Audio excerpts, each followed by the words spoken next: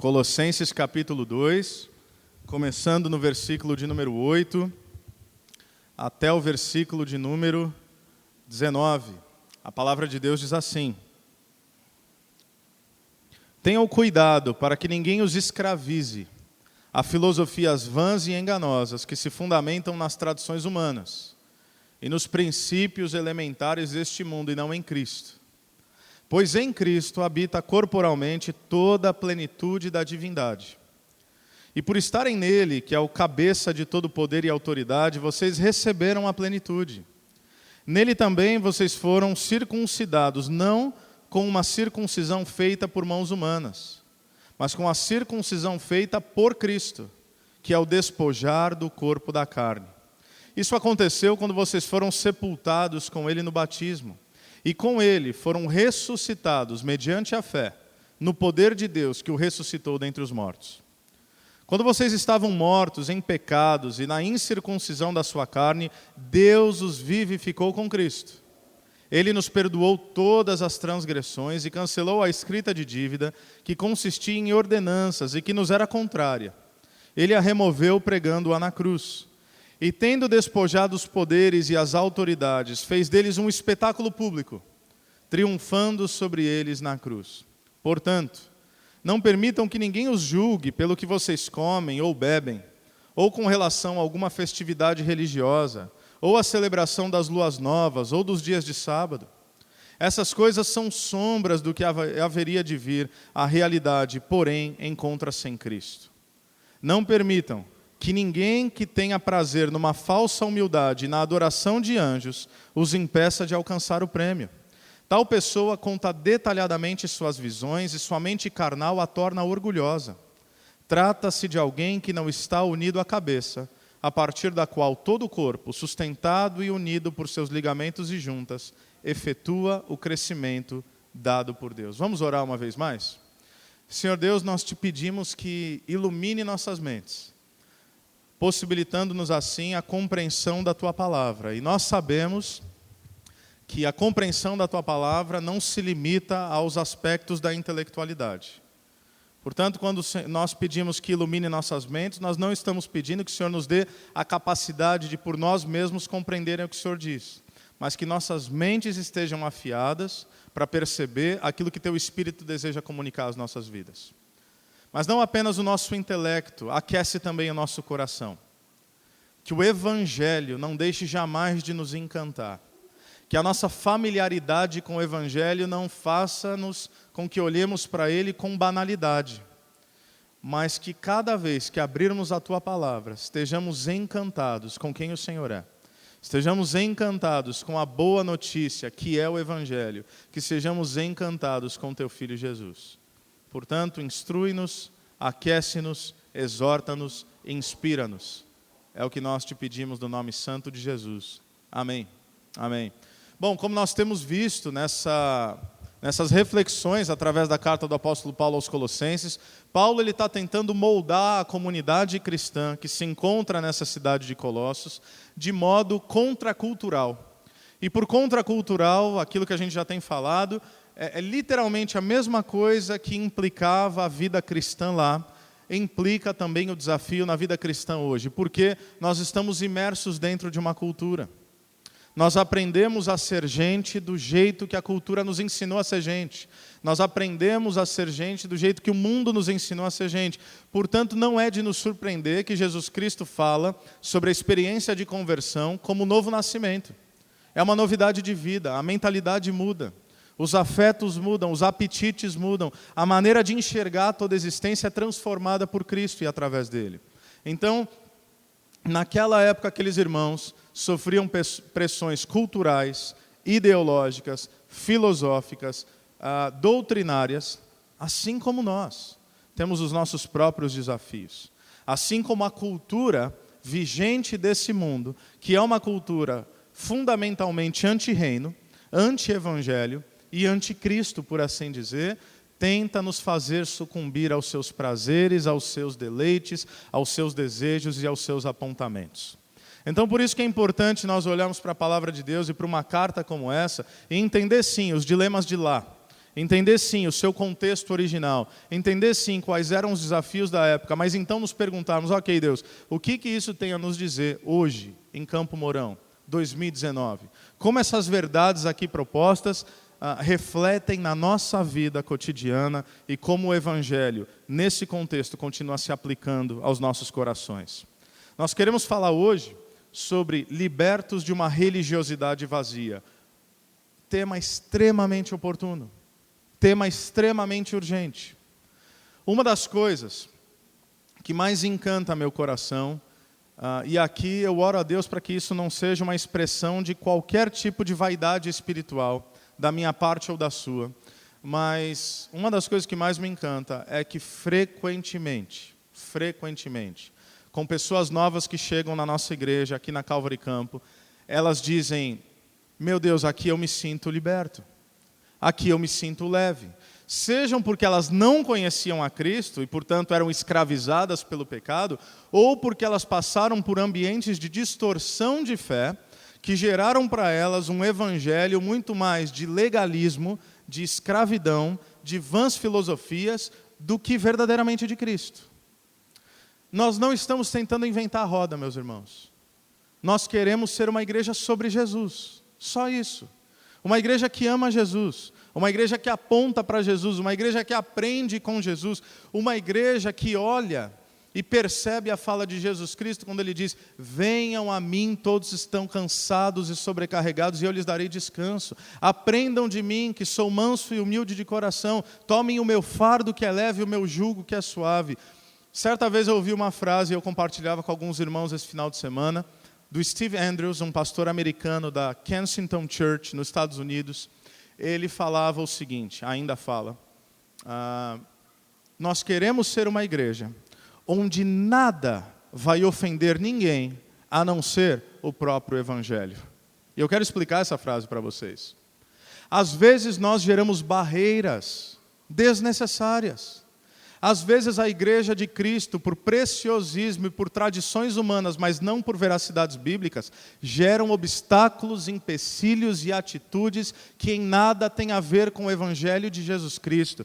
É como Jesus olhando lá atrás para os fariseus e publicanos e dizendo o seguinte, vocês colocam fardos tão pesados nas pessoas que vocês não vão entrar no reino de Deus e eles não vão entrar no reino de Deus porque vocês não deixam. Então perceba que o Evangelho de Jesus Cristo, ele já é afrontoso o suficiente por si só. Por isso que Steve Andrews diz que nada mais ofenda a não ser o Evangelho. Por quê? Porque o Evangelho, o primeiro passo do Evangelho é dizer que nós somos pecadores, isso já é ofensivo.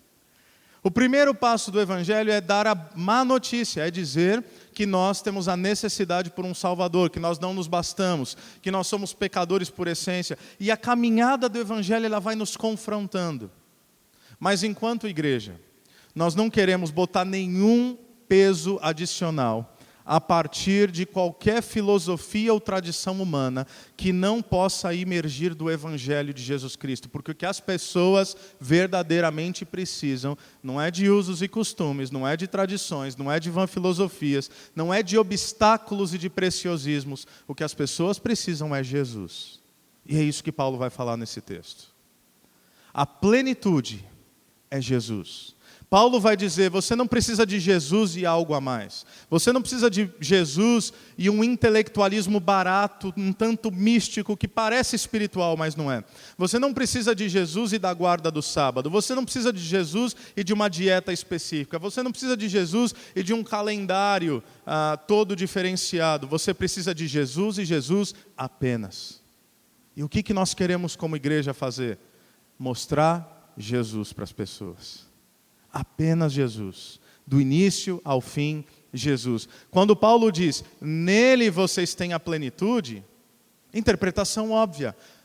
Jesus tem tudo o que precisamos. Portanto, contente-se em Jesus e não procure fora dele a satisfação que só pode acontecer nele, Cristo Jesus.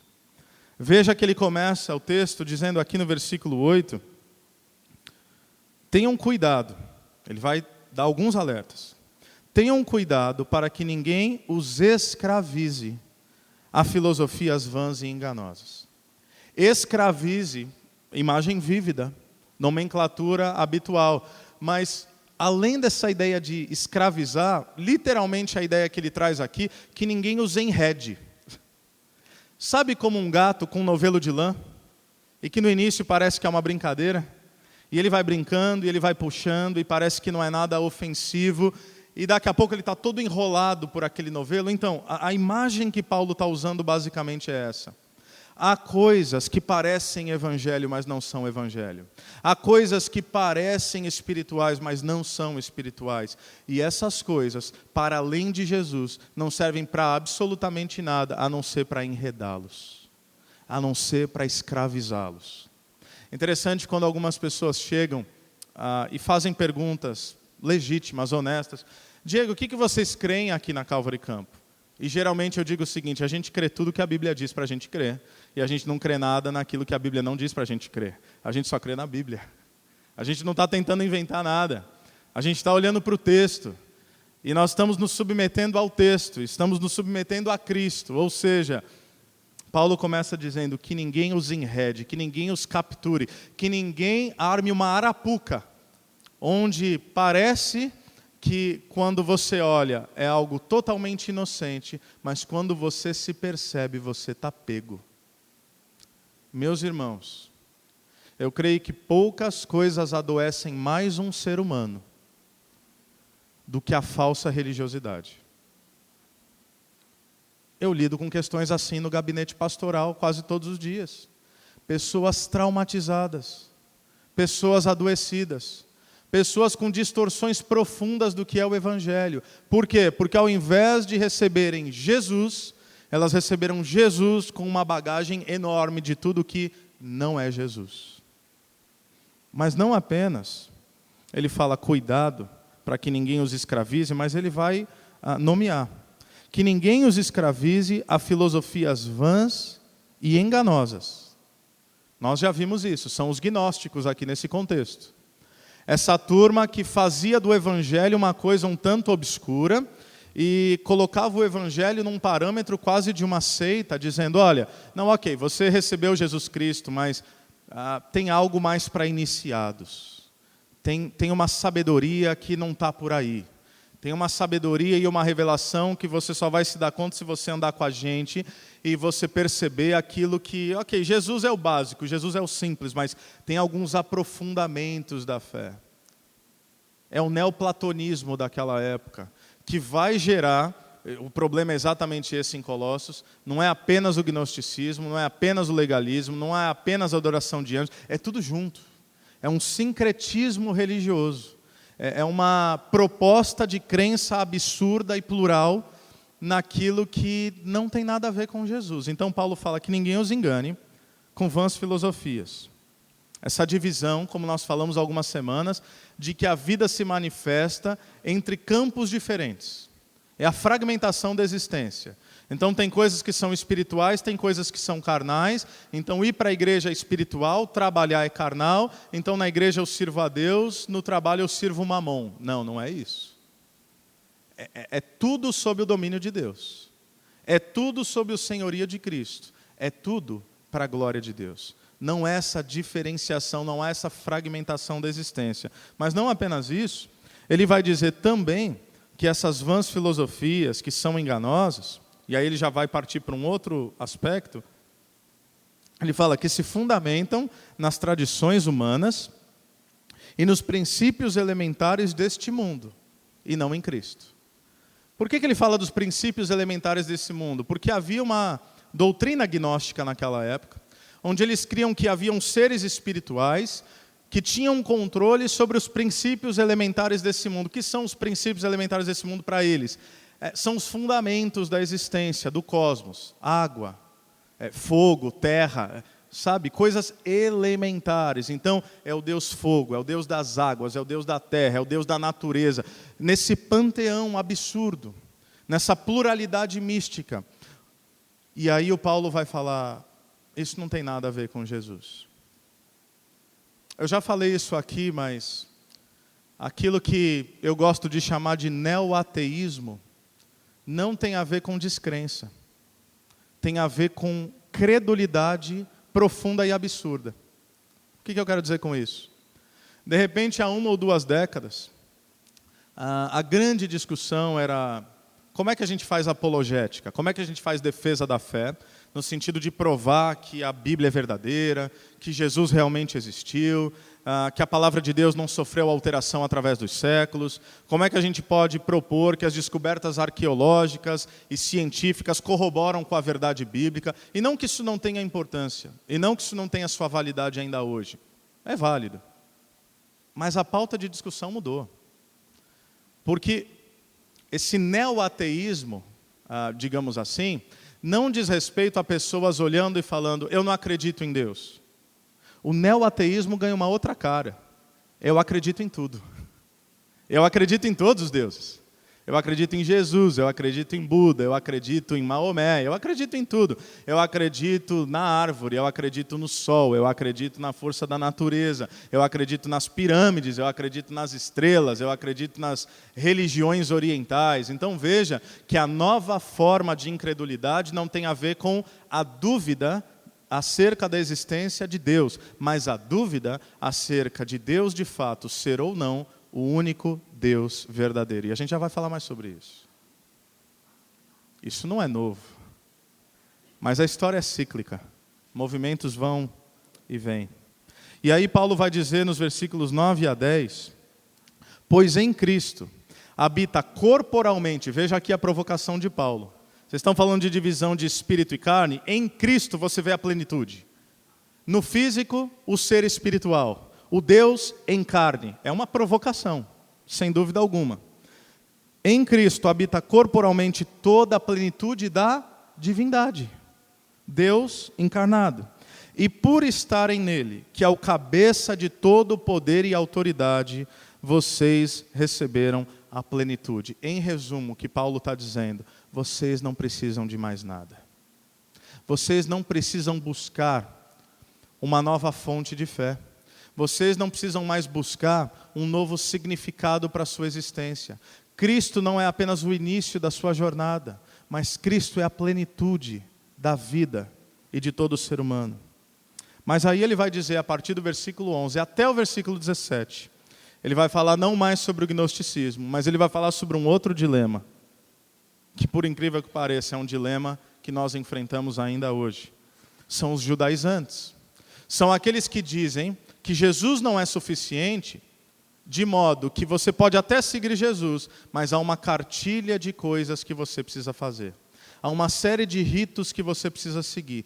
Há uma série de leis referentes no Antigo Testamento que você precisa entender para somente então poder se chamar-se cristão. Você quer seguir a Cristo? Eles diziam, ok, mas primeiro siga Moisés. Você quer entender a graça? Ok, receba a graça, mas primeiro cumpra a lei. De uma forma disfarçada, isso continua ainda hoje. Olha o que ele diz. Nele, também vocês foram circuncidados, não com uma circuncisão feita por mãos humanas, mas com a circuncisão feita por Cristo, que é o despojar do corpo da carne. Isso aconteceu quando vocês foram sepultados com ele no batismo. E com ele foram ressuscitados mediante a fé no poder de Deus que o ressuscitou dentre os mortos. E Paulo, então, ele vai nos falar de 3 perigos, ou melhor, 3 consequências que essa religiosidade vazia, a partir do legalismo, geram na vida de um cristão que esquece a plenitude de Cristo e tenta buscar no rigor da lei a sua justificação. Ele vai falar, por exemplo, no versículo 16, que se você quiser seguir esse caminho da lei, isso vai gerar em você uma atitude judiciosa. Olha comigo o versículo 16. Portanto, não permitam que ninguém os julgue pelo que vocês comem ou bebem, ou com relação a alguma festividade religiosa, ou a celebração das luas novas, ou dos dias de sábados. Todo religioso aponta o dedo para os outros. Todo religioso aponta o dedo para os outros. Porque o religioso nada mais é do que alguém, e eu sei que essa pode ser uma declaração forte, mas é alguém que cospe na cara de Cristo, que afronta o sacrifício de Jesus, dizendo que esse sacrifício não valeu absolutamente nada, e, portanto, ele precisa trabalhar para a sua própria salvação.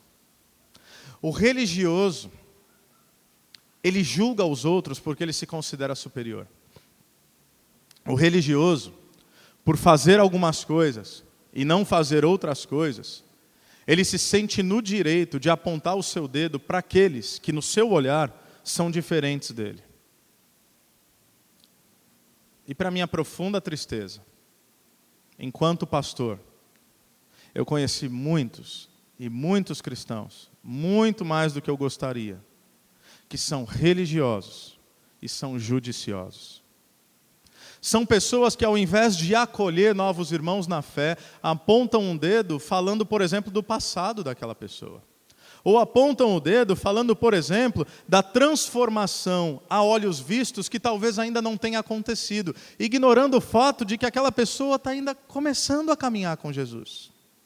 Ou mesmo um cristão mais maduro que comete um deslize, o cristão religioso é aquele que aponta o dedo e diz: está vendo? Eu sabia.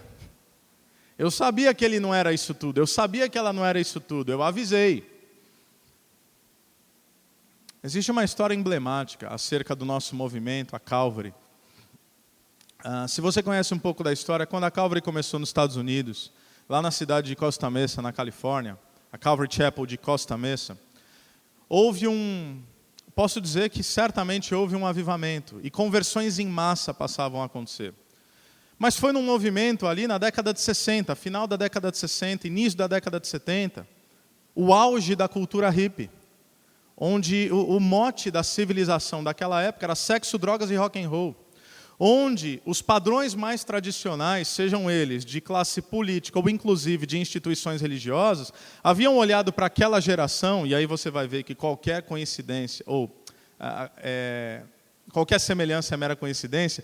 Eles olharam lá na década de 60 para os mais novos e falaram: essa geração não tem esperança. Essa geração está perdida. Essa geração não sabe de nada. Esses hippies que andam de pés descalços, que fumam maconha o dia inteiro, que só querem saber de ir para a praia, no caso na Califórnia esse era o contexto, mas os hippies, a cultura hippie se espalhou por todo o mundo, mas Deus começou a salvar, não apenas, mas muitos hippies. E eles começaram a ir para a igreja. E eles começaram a ir para essa igreja, claro que muitas outras, mas essa igreja, a Calvary Chapel de Costa Mesa, um grupinho de 25 pessoas que em alguns anos chegou a se tornar uma igreja de 40 mil pessoas. E aí tem uma história emblemática. Duas, na verdade. E eu vou ser breve nas duas. Uma delas é que certa vez o pastor Chuck chega para um culto, igreja com muita gente, e aí ele vê na porta: proibido entrar com pés descalços. Por quê? Porque alguém pensou: ok, nós acabamos de colocar um carpê novinho, e esses hippies que ficam andando descalços para cima e para baixo, vão entrar e vão sujar nosso carpê. Então, é proibido entrar de pés descalços. Se esses hippies quiserem vir para a igreja, eles que arrumem um sapato e tenham a reverência na casa do Senhor. Veja, eu não estou falando que esse não é local de reverência, mas veja, nada pode impedir pessoas de entrar na casa de Deus. Isso é um absurdo. Isso é um contrassenso. Então, alguém da liderança colocou esse cartaz. O pastor Chuck viu, reuniu rapidinho, acho que com o conselho, e falou: o que é aquilo? A gente colocou ali, pastor, porque a gente acabou de gastar uma nota nesse carpê, igreja linda, e o pessoal fica sujando. E aí o Chuck disse o seguinte: se é um carpê que vai impedir que pessoas entrem nessa igreja, não importa quanto dinheiro a gente gastou, arranca tudo, deixa no concreto, mas esses jovens vão entrar aqui para adorar Jesus. Essa é a primeira coisa.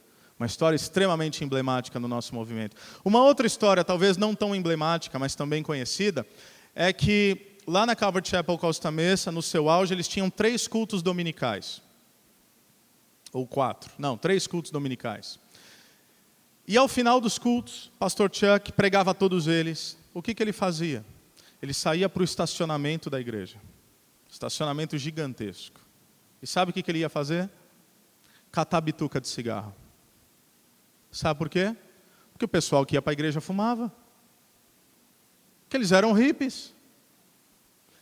Não precisa responder audivelmente, mas seja honesto comigo, em nome de Jesus. Melhor do que isso, seja honesto com o seu próprio coração. Como alguns de nós reagiríamos diante de tal atitude?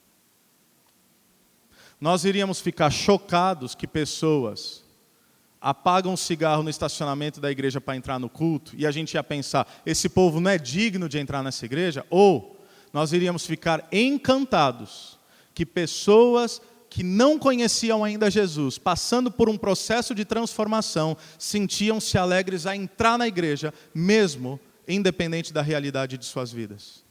Qual dos dois seria? Seja honesto consigo mesmo. Sabe por que isso é importante? Porque é esse tipo de igreja que a gente quer ser. É esse tipo de igreja que a gente é.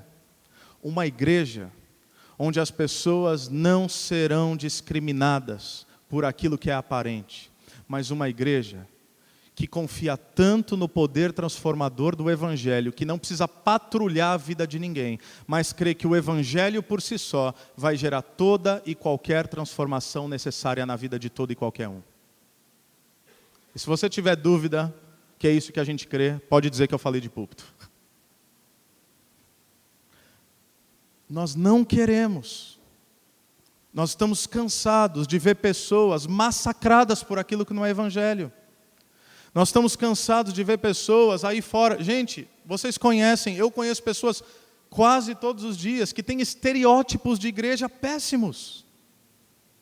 De tudo que não é o Evangelho. E às vezes elas não entram numa igreja, sabe por quê? Porque algum cristão mal informado fez com que ela pensasse que ela não é digna de entrar na casa de Deus porque ela é pecadora demais, quando na verdade o convite do Evangelho é para todos nós pecadores. Paulo está dizendo, meus irmãos, voltem para o Evangelho. Meus irmãos, voltem para Cristo. O que isso significa? Libertinagem? O que isso significa? Liberou geral? De maneira alguma. Eu espero que seja óbvio isso. E eu espero que eu não tenha que explicar isso, mas eu vou, porque eu sei que eu preciso. Aquilo que é verdade na palavra de Deus, a partir da vida do salvo, a gente segue indiscriminadamente por amor a Jesus.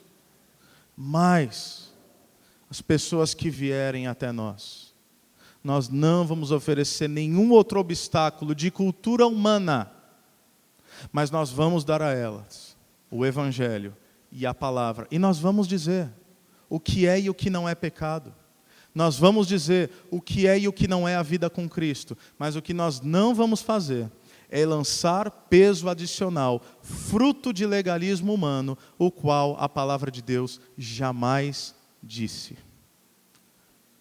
Esses homens diziam, você tem que ter uma dieta especial.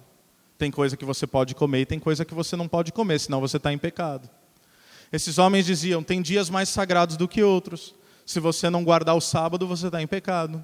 Tem festas da cultura judaica que você tem que seguir.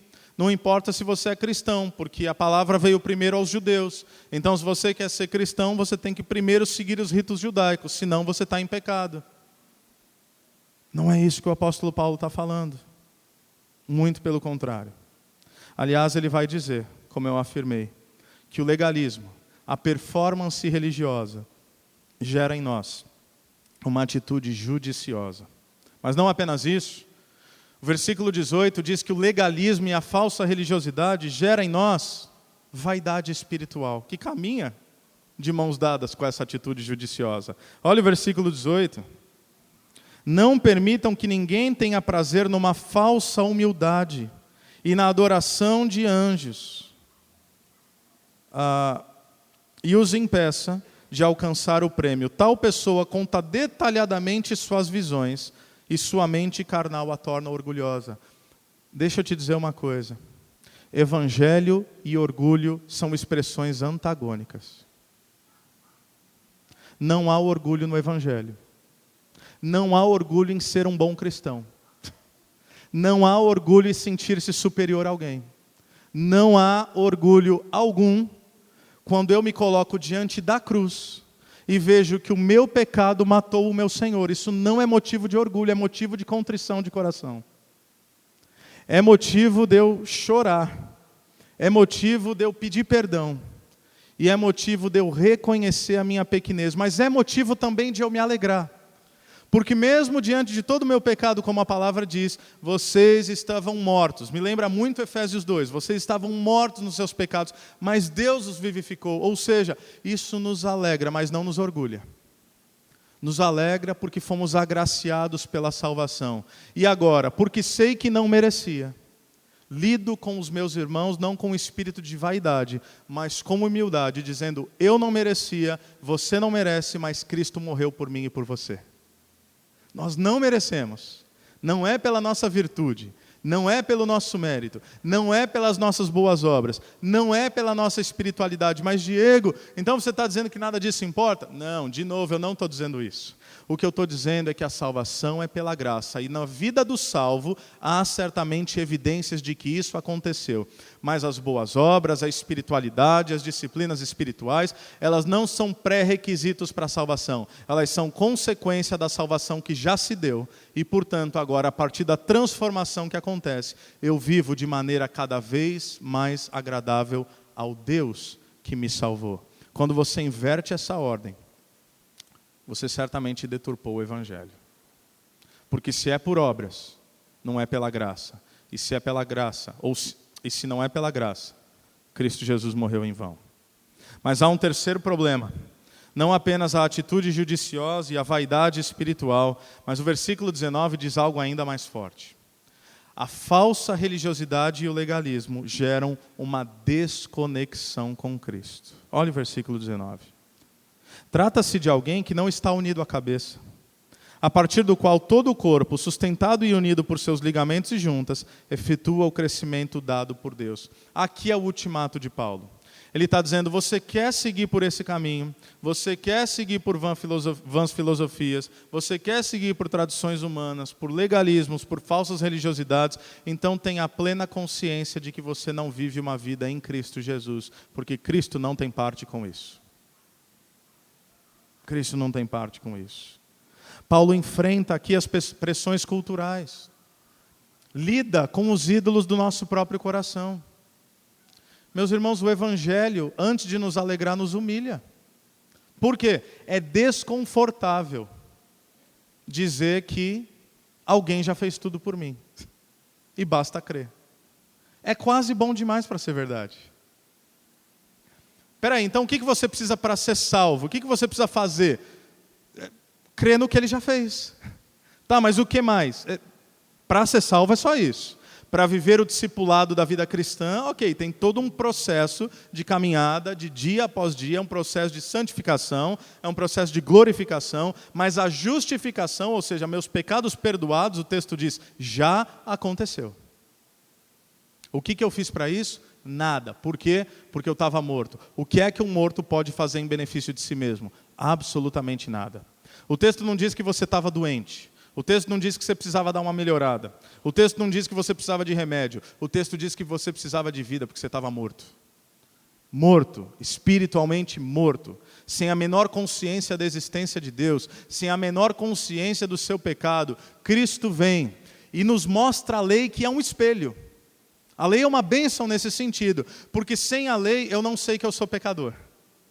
Sem olhar para a lei eu não sei que eu feri os decretos de Deus. Mas quando eu olho lá na lei, não dar falso testemunho, não mentir, já menti. Não desonrar pai e mãe, já desonrei. E aí você segue a lista. E aí você fala, meu Deus, eu estou em apuros. Aí você se pergunta, ok, então como é que eu vou ser salvo? Eu sigo a lei? Não, o propósito da lei, o texto diz, era uma sombra. A sombra que aponta para Cristo. Então, como Lutero dizia, a lei me massacra. E sendo massacrado pela lei, eu corro para a cruz. Não é que eu sou massacrado pela lei e fico nela, me martirizando. Não, eu sou massacrado pela lei. Eu me pergunto, meu Deus, o que eu vou fazer? Aí Deus olha para nós e diz, não é o que você vai fazer, é o que o meu filho Jesus fez. Você é um pecador, carente da graça de Deus, necessitado de um Salvador. Portanto, olhe para Ele e creia naquilo que Ele já fez no seu favor. Esse é o Evangelho. O Evangelho não é um bom conselho. Tim Keller diz isso. O Evangelho não é um bom conselho. O Evangelho é uma boa notícia. Preste atenção nisso. O Evangelho não é um bom conselho sobre o que você deve fazer. O Evangelho é uma boa notícia sobre o que Jesus Cristo já fez em seu favor. totalmente diferente. Paulo continua, e ele vai nos mostrar, portanto, um dos grandes desafios, que Jesus não é apenas mais uma divindade diante de todas as divindades naquela época. Como eu disse, parece que hoje o desafio é o oposto. Hoje nós vivemos o mantra e a escravidão da tolerância. O que eu quero dizer com isso? Vou tocar num assunto espinhoso e delicado, teologicamente falando. Dentre todas as religiões do mundo, não é arrogância demais pensar que só o cristianismo é verdadeiro? Não responde ainda. Deixa eu reformular. Dentre todas as religiões do mundo, não é estranho pensar que apenas o cristianismo é a religião verdadeira? Sim, se o que Jesus falou for mentira. Se o que Jesus falou for mentira, isso nos torna os seres mais arrogantes da terra. Porque o Evangelho é extremamente inclusivo na aceitação, mas exclusivo na qualificação. O que eu quero dizer? O Evangelho é autorreferente e se declara como única verdade e único caminho para Deus. Eu sei que isso gera algum desconforto em alguns. Por quê? Porque a gente vive num tempo, numa cultura e numa sociedade onde impor a nossa fé sobre outros é tido como fundamentalismo e intolerância religiosa. Eu não estou falando de respeito ou falta de respeito com religiões. Eu estou falando da gente refletir sobre aquilo que é verdadeiro. Ou seja, se Jesus é quem ele disse que era, então o cristianismo não é fundamentalista, ele é apenas verdadeiro. Se Jesus é um falso, e se Jesus é um impostor, aí nós estamos redondamente enganados. Por quê? Porque Jesus, declarando-se como Criador de todas as coisas, como Senhor de toda a existência, como único e verdadeiro Deus, e como único caminho, a única verdade e a única vida, ou nós cremos em Jesus e, por consequência, cremos que tudo o que ele falou é verdadeiro, ou nós não cremos de maneira alguma. Portanto, ser cristão nessa era ultrajante, uma era que rechaça absolutos e abraça os relativismos, ser cristão nessa época é um desafio extremo. Por quê? Porque o nosso desafio é demonstrar o amor do Evangelho, sem negociar o seu princípio absoluto, que ninguém chega a Deus a não ser por Cristo. A dificuldade no primeiro século é, Jesus não é mais uma divindade entre todas as outras. O desafio para nós é, Jesus é o único Deus diante de todos os outros falsos deuses. Ser cristão é abraçar essa verdade. Ser cristão é não negociar esse valor. Mas é comunicar essa verdade não de maneira intransigente, mas é comunicar essa verdade de modo amoroso, dizendo inclusive para aqueles que creem diferente de nós, que esse convite é também para eles. Que Deus também os ama. E que Cristo morreu na cruz para perdoar também os seus pecados. Porque só há duas maneiras de percepção de salvação: a religiosa e a do Evangelho. Toda e qualquer religião tem uma cartilha de coisas que você precisa fazer para chegar até os céus. O Evangelho é o único que diz aquilo que Deus fez para te alcançar, para que então você tivesse um relacionamento com esse. Isso é único. Não há religião no mundo, procure em todas as outras que você quiser, que falem de uma divindade que se sacrificou pelo seu povo, do qual esse povo não precisa fazer nada a não ser crer no que ele fez. Toda expressão de religiosidade apela ao nosso desejo por boas obras. Toda religião diz faça, apenas o Evangelho diz feito. Isso é incrível. E é um desafio. Mas eu quero encerrar com 3 verdades. Eu falei de 3 desafios, de 3 consequências, mas eu quero falar de 3 verdades e 3 aplicações desse texto. A primeira, Paulo quer nos lembrar, você é um filho de Deus. Versículos 11 e 12. Quando ele fala sobre a circuncisão. Circuncisão no Antigo Testamento era o sinal do povo do pacto. Israel, que era o povo de Deus, como referência do Antigo Testamento, os homens eram circuncidados como sinal externo de que eles faziam parte do povo da aliança, a linhagem de Abraão. E aí Paulo vai dizer de modo muito belo que a circuncisão espiritual, por assim dizer, é o batismo. Ele falou, vocês todos foram circuncidados. Quando? Quando vocês se identificaram com Jesus Cristo através do batismo. Quando vocês simbolicamente foram imersos e ressurgiram. Assim como Cristo foi sepultado e ressurgiu dentre os mortos, o batismo simboliza a morte para a antiga vida e uma novidade de vida em Jesus Cristo. Você sabe que judeus não se batizavam. Por quê? Porque batismo para eles era uma constatação de que você estava completamente equivocado. Então um gentil convertido ao judaísmo, ou seja, um prosélito, ele se batizava. Mas um judeu jamais se batizava. Porque para um judeu se batizar é como se ele dissesse, eu estou tão longe de Deus como esses gentios e como esses pagãos, a qual eles desprezavam. Então, quando os cristãos se batizavam, eles estavam dizendo, o meu histórico se foi. O meu passado já não faz sentido. Eu não sou salvo por Moisés e pela lei. Eu sou salvo por Jesus Cristo e pela sua graça. E eu me identifico com Ele através do batismo. Aliás, se você ainda não é batizado e você segue Jesus Cristo, você precisa se batizar. Porque é um testemunho lindo que você faz parte do povo do pacto. Você faz parte da família de Deus. Você faz parte do povo escolhido de Deus na terra. Segunda coisa, segunda verdade, segunda aplicação. Você é aceito. Não apenas você é filho de Deus, mas você é aceito.